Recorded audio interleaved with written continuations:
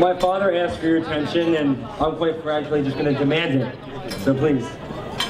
I guess the MC spoiled it, but hello everyone. If you haven't figured it out yet, or missed the ceremony because you're running a little bit late, I'm David, Michael's brother, the best man, and as a couple hours ago, I'm proud to be Meredith's new brother. Big kiss to my sister, the major bride.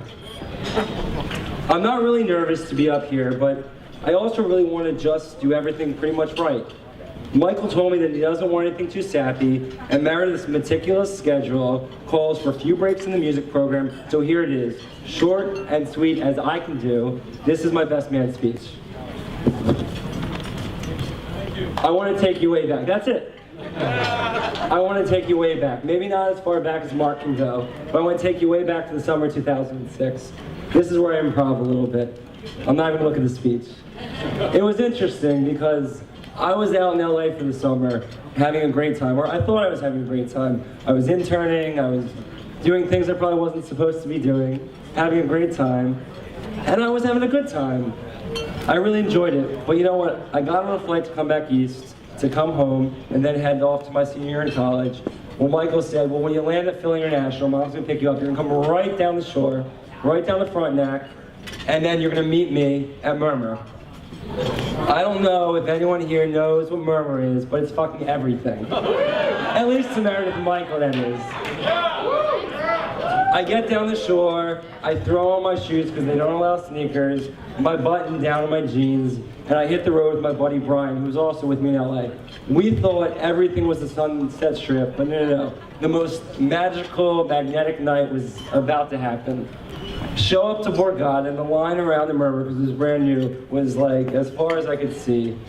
And there's my brother, just as he promised, outside, sweaty as can be, wearing my shirt, waiting for me.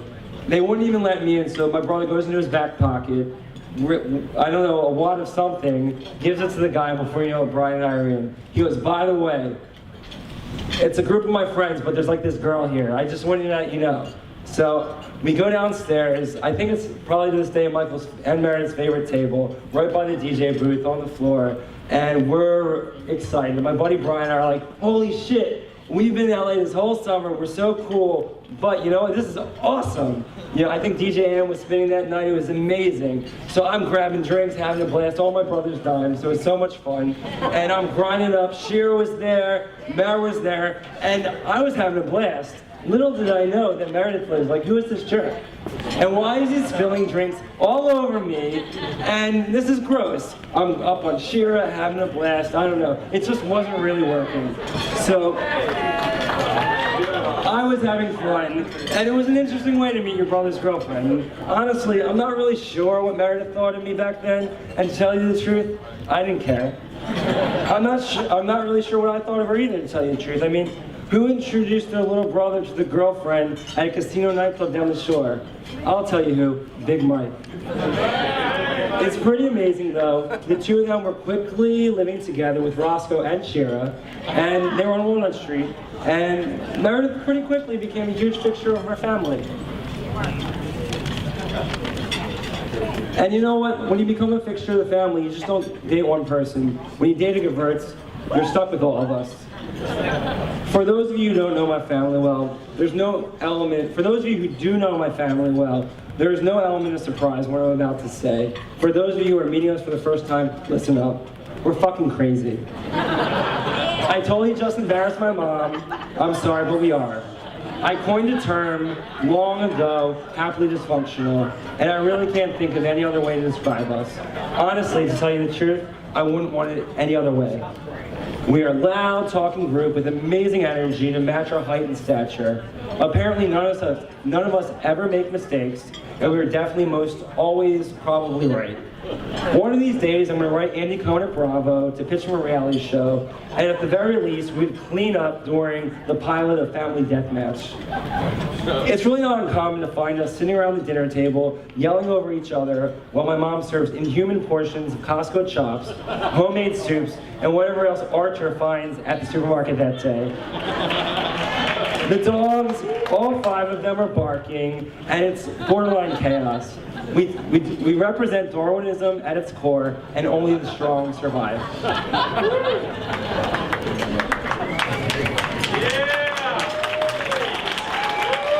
You know what?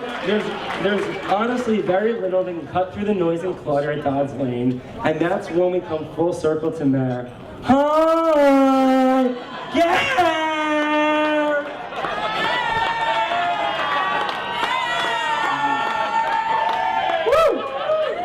Physically and metaphorically, Mare has a voice, and she just jumps right in and garners that attention.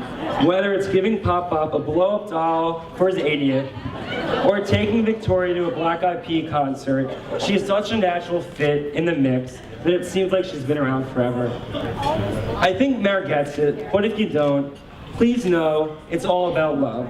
For better or worse, in our family we tend to abuse the ones we love the most. It just is. My dad always says, you push those who are capable, and boy, we push hard. Opening yourself to such madness does have its rewards. I mean, look at this wedding.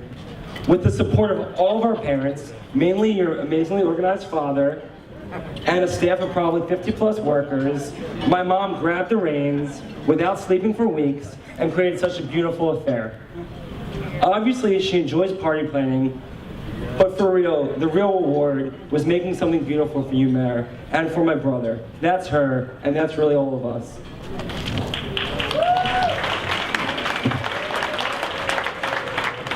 I remember having conversations with Michael leading up to the proposal. He didn't want to do anything too extravagant or cliche because that's really not you guys. Mare and Michael had this casual comfort that since the moment they met, he just really wanted to honor. It just felt right. Michael can be stone cold and kind of macho, but when it comes to shopping for Mare's ring, he was like a little kid in the candy store. With minor consultation from our mom and his best girl, Justin, he just wanted bigger, brighter, and better. It had to be totally Mare. Once he finally picked out the stone and had it set, he would send me picture after picture. He only wanted to make sure I liked it, and he got bro approval. He was so proud, and I was so happy to be part of the process. That's my brother, though. He doesn't always show his hand, but when he does, he's the warmest and kindest around.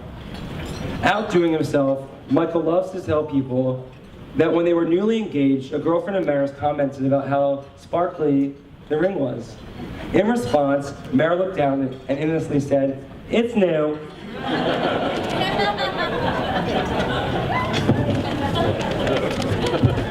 But you know what? I think Mare's response is such a metaphor for their love. It's based on something completely honest and pure. Like the diamond on her engagement ring, Meredith and Michael are rock solid.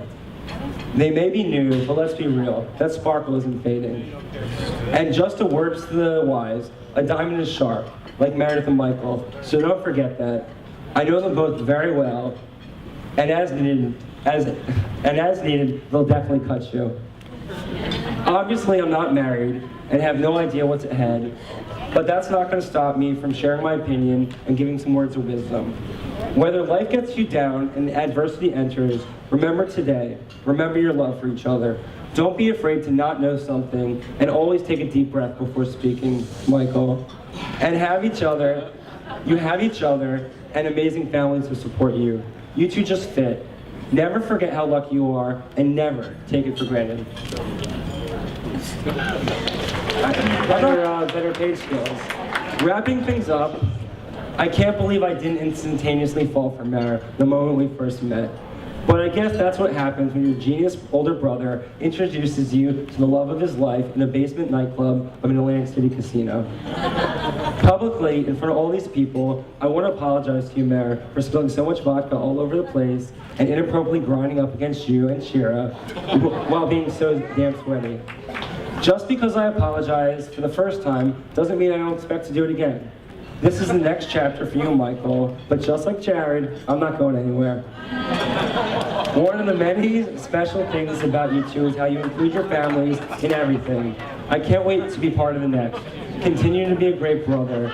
hopefully an amazing uncle, and always and truly a best friend. I would like everyone to again raise their glass to toast my brother and my new sister, Meredith Brooke, for a toast. I think you two, MBG, are amazing, and I love you both. L'chaim.